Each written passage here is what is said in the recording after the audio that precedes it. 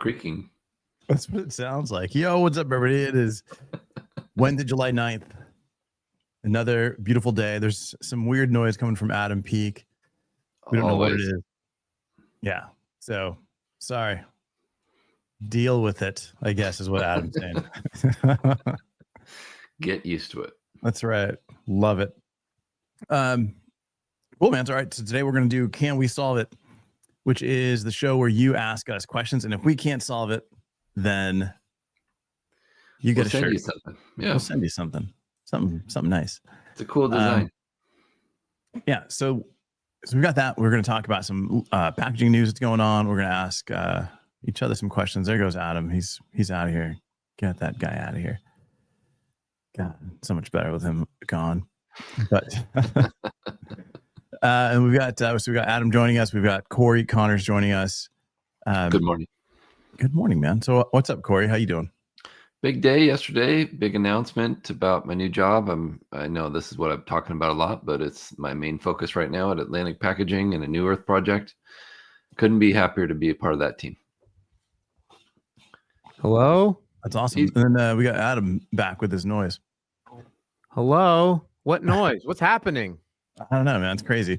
What is the Adam, noise? Tell me what the noise is.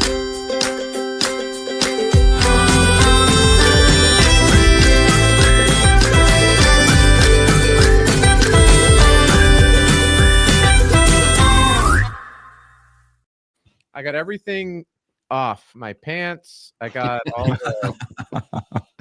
the things turned off. Not your pants. It's not your pants.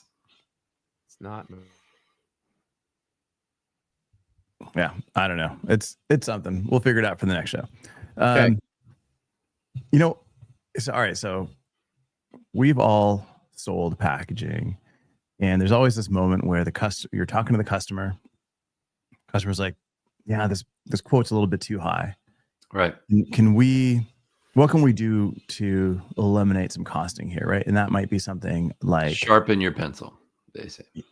Exactly. Right. That might be something like changing the paper, changing the pack out, and like a million different things.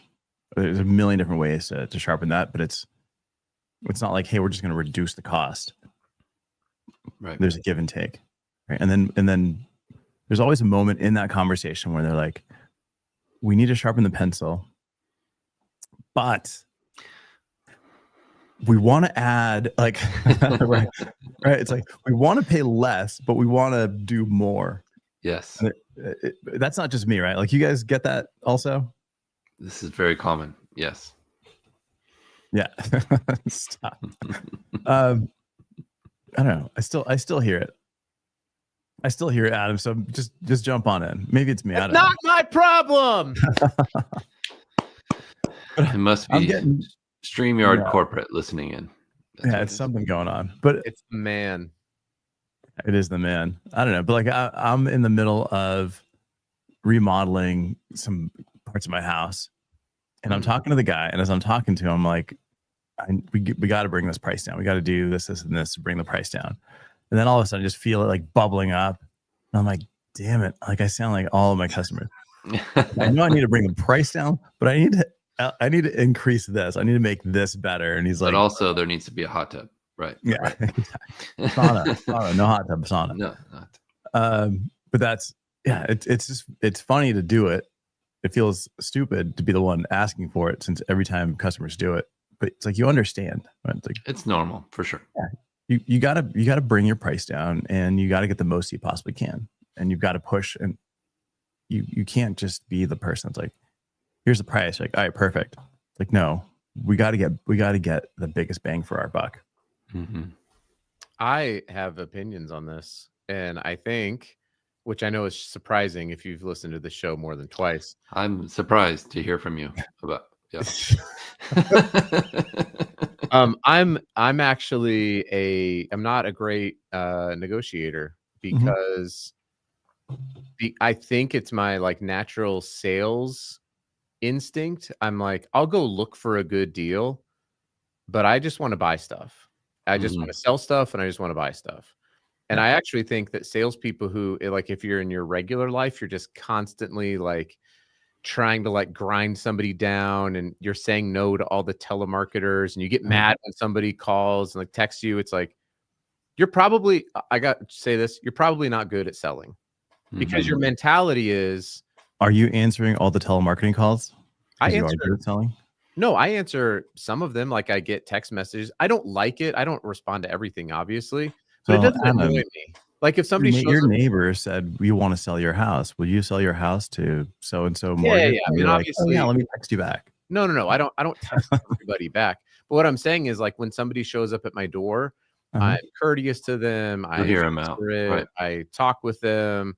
If I accidentally answer the phone call, I'm not mad about it. I'm not just like, oh, like, yes, of course, I don't answer every call or reply to every text messages. I delete and mark as junk oftentimes, or emails. Right. But it doesn't bug tip. me.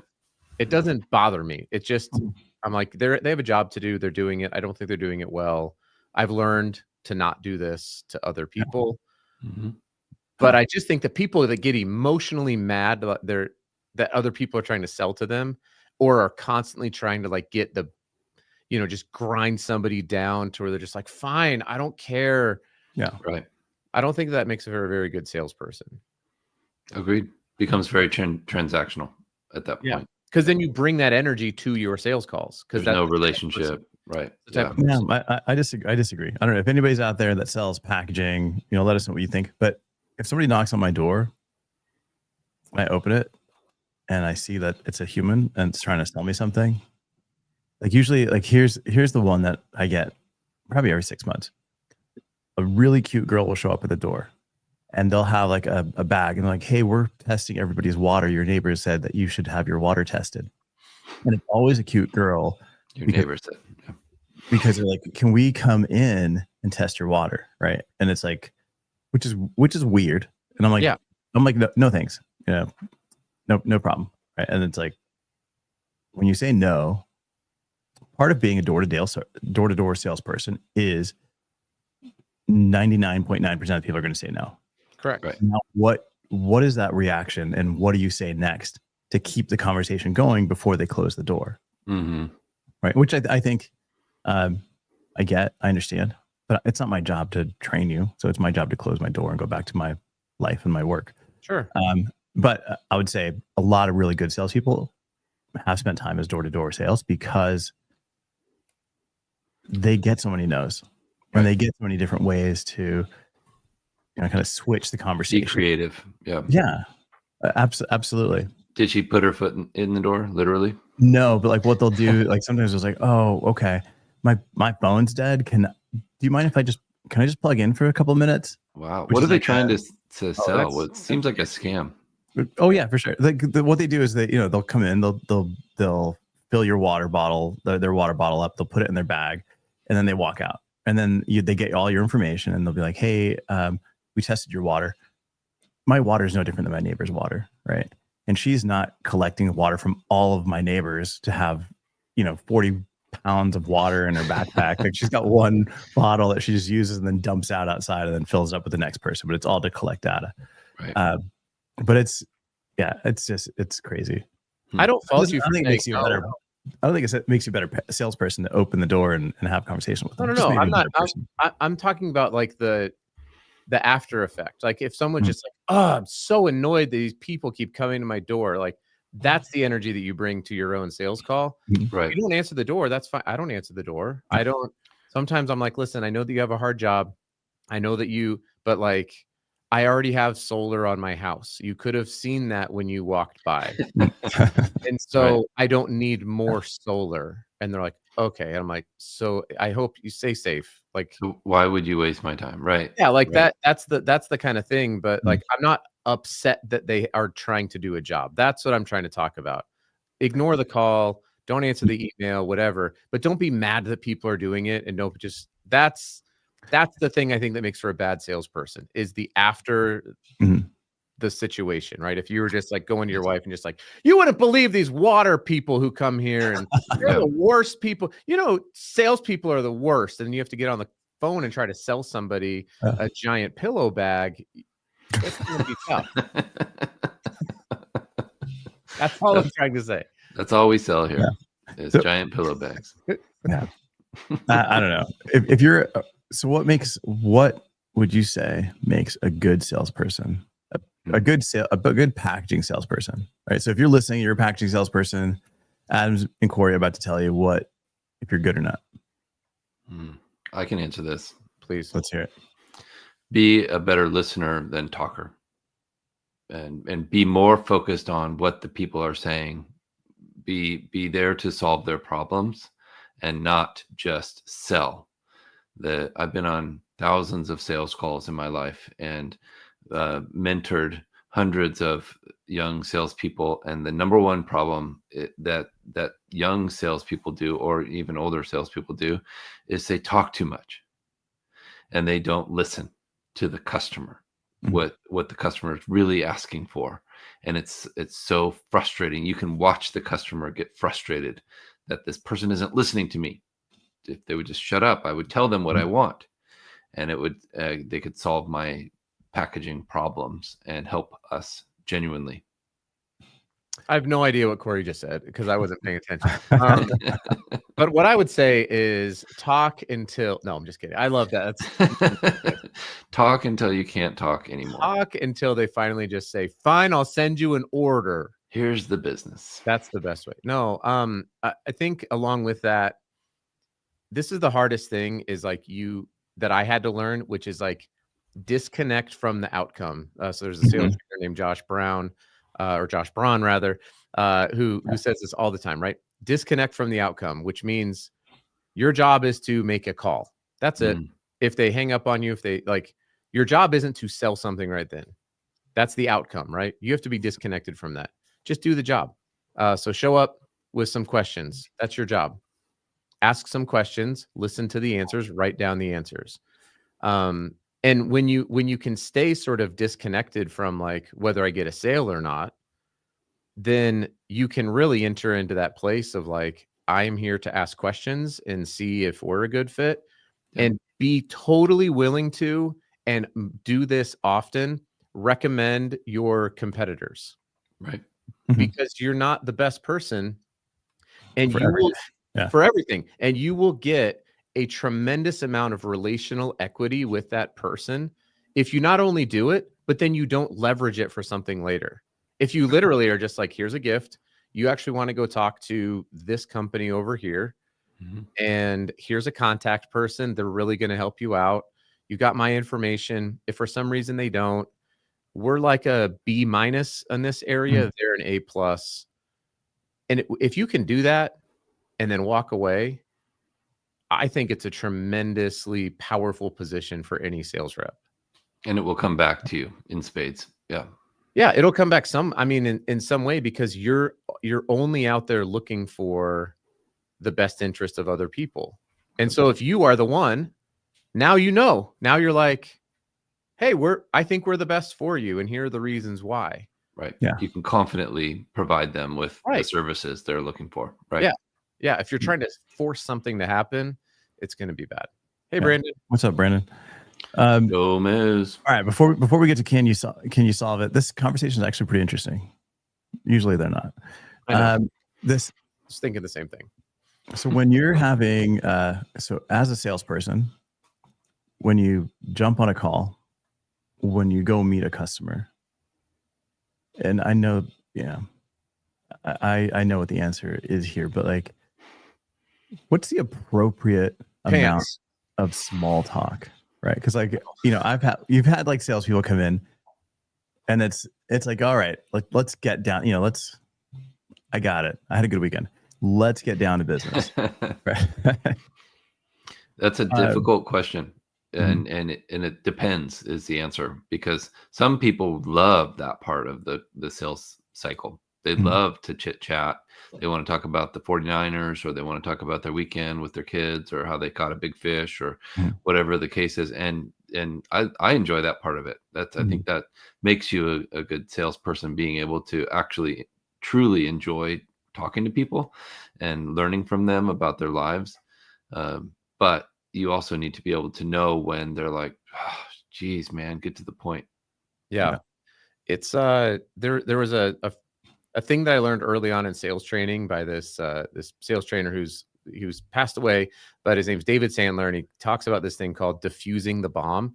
And so what I would do is, if I didn't really know, I would just come in and ask. Mhm. I would say, first thing, hey, I'm Adam. I love to talk and get to know people. I'm a pastor. If you don't like small talk and like, hey, how's your weekend? I'm happy to just jump in and start asking some questions about packaging or labels or whatever it is, right? It's like, and let them say, oh yeah, that's interesting. Yeah, I don't really know you that well. And then like, okay, well, we're gonna have some small talk. Or if they're like, yeah, I'm really interested in hearing about, your digital shrink sleeves or whatever it is. I saw it on the website. Can we get into it? It's like, that they are about business. You're not going to waste their time, but give them permission to tell you. And it turns out people will be honest oftentimes. And ask them how much time they have. Yeah. I used to, I mean, literally, I've told I don't know if I've said this publicly or not, but when I started coming to Utah, I would start off most meetings with 3 things. Number 1, I would just say, hey, real quick, this might be a 5-minute meeting. There's 3 reasons why I've heard that we may not be able to work together. Number 1, I don't live here at the time. I lived in Colorado.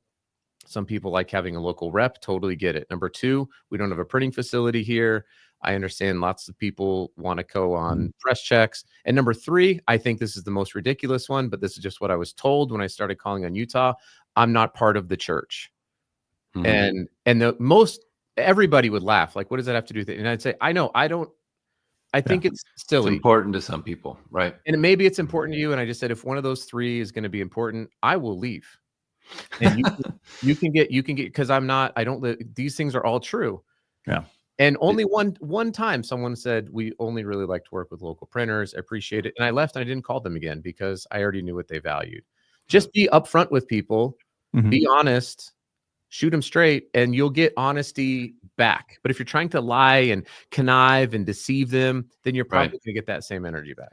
I've always thought you can't lose on a sales call. Either you make a new relationship, or you identify somebody that isn't a good fit.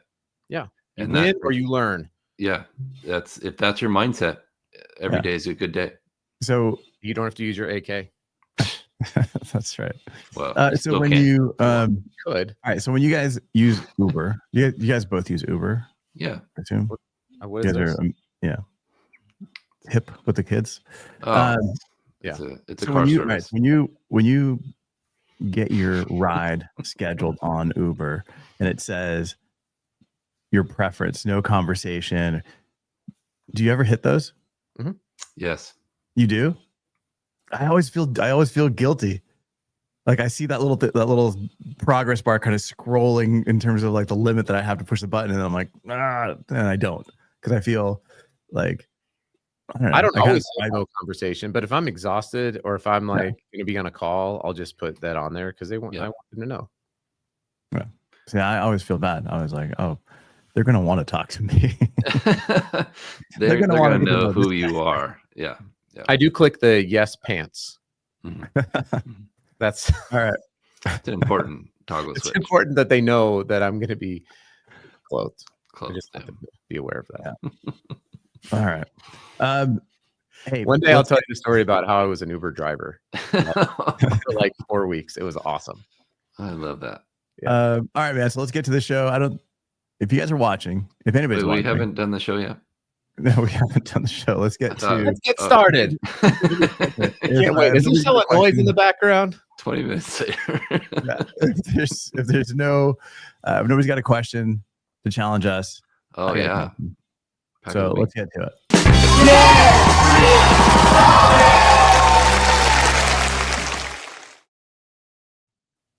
All right, this is the show. Can't we solve it? This is the segment of the show where you ask us questions. If we can't solve it, you get a shirt.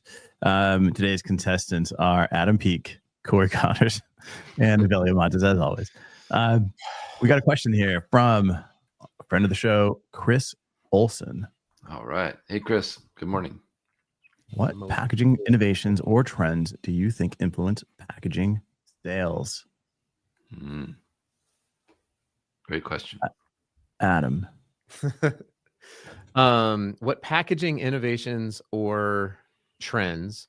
So innovations and trends impact packaging. They influence packaging sales because if if if something is trending or innovative, then that's a reason to reach out when you're a sales human. And so if you have a new thing, if your company has made an acquisition, if there's EPR laws, if there's an opportunity to educate somebody, then it's an opportunity to reach out without some sort of call to action, right? So the influence on we'll take EPR, for example. New EPR law hits in what's the latest state, Cory? Maryland. So Maryland EPR comes up, grab an article, send it out to some prospective customers. Hey, I noticed there's a new EPR law in Maryland. Not sure if you're aware. If you need help with being connected to companies like SpecRite or Triac, I know people there. Happy to make the introduction. Sincerely, Cory. Sincerely, whatever it is. And then you're done. Not like, and if we can schedule a 30-minute block, here's my calendar link and here's a PDF of everything we do. Stop with that nonsense. But so that's how those trends and innovations are going to influence somebody selling. Well, how about you, Cory? I think about this a lot because I think we need to be aware of these things as salespeople. We need to know the latest and greatest, and we need to know why they're better and why maybe they're worse. Sometimes packaging automation isn't for everybody.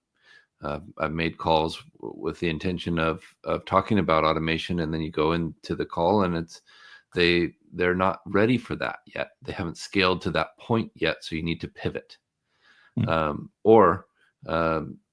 Some people don't really care about sustainable packaging, and although it hurts my feelings, I will forgive them and allow them to use their old technology that is worse for the planet. But I think we need to be aware of all of these things as salespeople, which is why I'm always saying, even after 28 years, I'm still learning every day. Yeah. And to your point, in terms of like some of the brands want to stay with their packaging that may not be the most sustainable. Sometimes brands are, as they're growing, their focus isn't there, right? Their focus is on growth. They might be having some production issues on their product, or there may be some new regulations that have impacted them, tariffs. Like there's all sorts of stuff that are impacting businesses. Even though this show is all about packaging and we live and breathe packaging, and I know it's hard to believe, the packaging isn't the be all end all for the brands. That's just like one tiny aspect. I don't believe it. Yeah, I don't believe it either, but that's what I was told to say. So you've got by the brands. Yeah. Yes, exactly. Chris, thank you so much for the question. You did not win a shirt this time. We are sending Chris a shirt for being awesome. We are for being amazing. Yes. Although I did not order the "We Didn't Solve It" shirt. I just ordered a Packaging Today shirt with a Smart Solve logo for our friends. Nice. Chris, and then a couple of Hugh and somebody, I can't remember who else, but 3 on the way. So you guys will get the 3 in the custom Packaging Today boxes. So it'll be pretty awesome. Amazing. I have a question that's a packaging question for you two that I found out yesterday. We won't give you a shirt. No, I don't need a shirt, but I think it helps you understand. Like, you can ask us these types of questions and probably win a shirt. So I was interviewing a gentleman named Keith Smith from a company called Vonco, and he told me the biggest reason why companies can't change from PVC in flexible packaging to polypropylene as an auto material is because PVC is sealed with one technology and polypropylene is sealed with a totally different technology. Do you know how PVC or polypropylene is sealed when a bag is manufactured? High frequency welding. And heat. You win. Oh. Yeah. So what's that? No, I was just excited I knew. Yeah. So Yeah. the changeover, what I found out Nice was job, Evelio. the changeover for a company that's manufacturing these things, you can't just change from PVC to polypropylene to make the bag, because you might have high frequency welding or you have heat sealing, Mhm. and you have to change over your entire operation for it. And I was like, I didn't even. What's the new method? Is it cold seal? He was telling me that they can actually do both on their lines, and that they're the only ones in the US, which was the episode will come out in a few weeks. But I just didn't realize that it was such a big, heavy. This is a multi-million-dollar lift for a manufacturer to change Changing your over. full infrastructure. Yeah, but EPR laws are starting to maybe force it. When a company says no PVC, it's like, Right. okay, well that sounds, or a state says that, it's like, well, that sounds good. But in like med device, the It's cost going to be of very that is gonna be challenging. very, Right. very challenging. And I didn't. That was a new. You talk about like learning every day. That was something I didn't know, and so I thought that was really interesting. And you guys solved it. Good job. So would EPR impact med packaging too? I guess I never even thought about that. I'm just thinking of what's on shelf. It could.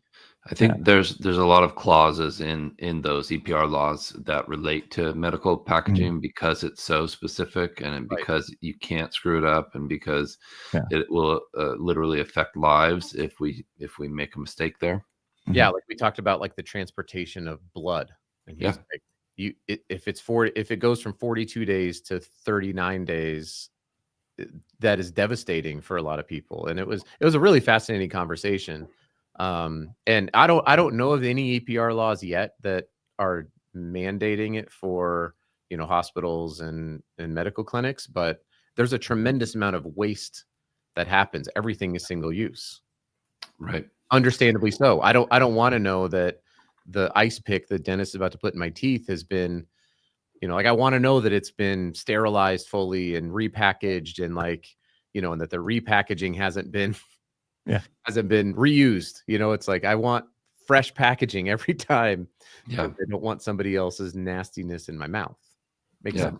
I know the team at Scrap has really worked on that with hospitals, trying to help them sort and gather their waste for appropriate recycling or disposal.